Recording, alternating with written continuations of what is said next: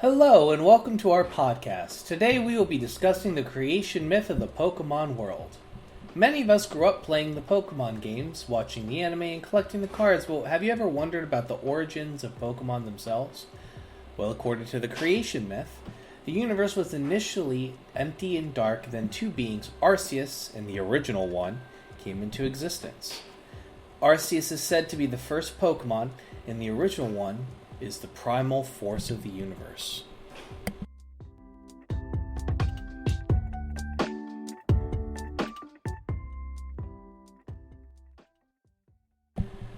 Arceus created the universe with its 1,000 arms and then went on to create the three legendary titans, Dialga, Palkia, and Giratina. Dialga is the embodiment of time, Palkia is the embodiment of space, and Giratina is the embodiment of antimatter. These three titans then created the world as we know as the Pokemon world, along with many regions and inhabitants where they're in. They also created the other Pokemon, each with its own unique ability and traits.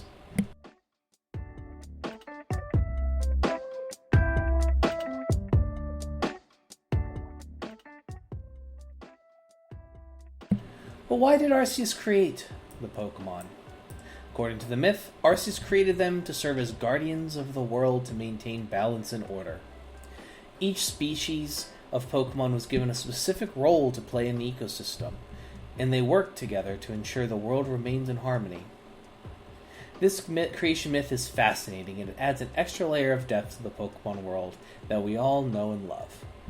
It also highlights the importance of balance and harmony in our own world, and how every species has a role to play in maintaining it. So next time you watch a Pokemon game, or watch the anime, remember the creation myth and the important role each Pokemon plays in the music.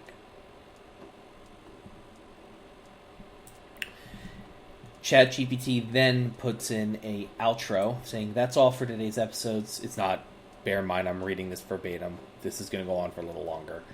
Thank you for listening, and we hope you enjoyed learning about the Pokemon creation myth. Don't forget to subscribe to our podcast.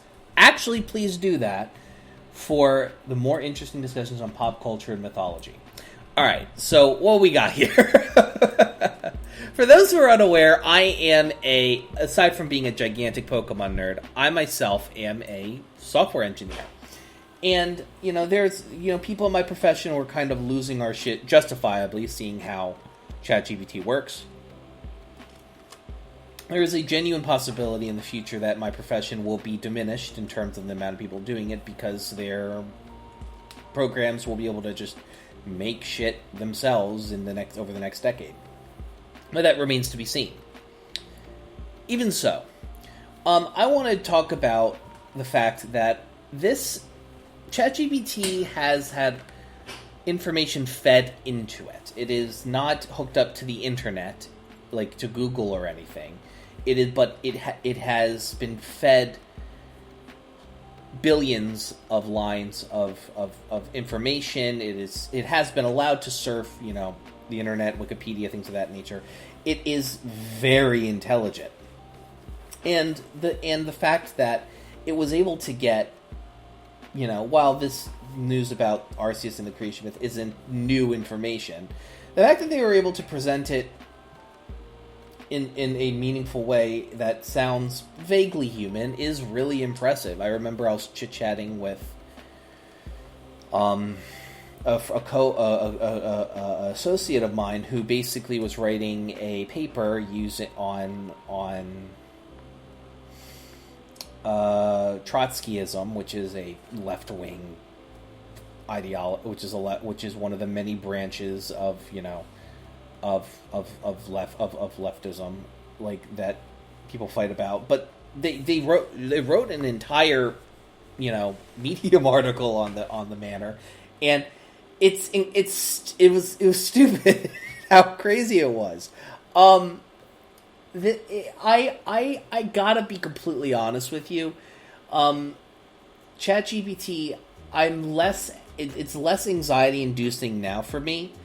And there's more things I want to try with it, but, I think that AI is going to be something that needs to be heavily regulated and has to have plenty of checks and balances in place. I'm not saying that it can't replace people's work, but we also need to start considering things like UBI, universal housing, and things of that nature, because the days of, having to have a job to have healthcare and having to have a job to, be able to not be homeless are slowly starting to, those days are slowly starting to end. My generation very well may be the last generation that has to work to have its basic needs met. And I think we as a society need to start looking at the possibility of government housing as not something for just the people who are the worse off, but something that is destigmatized and okay for people to use. Because I think sooner rather than later, we're going to be utilizing that. Certainly me, who my profession might be disappeared in the next 20 years. But what do I know? I'm a 25-year-old dumb fuck with a podcast and a high-paying profession. Maybe I'll delude myself into thinking I'm job secure for the next 40 years of my life. That went really well for the baby boomers and Gen Xers. Whatever. Have a good one, everybody.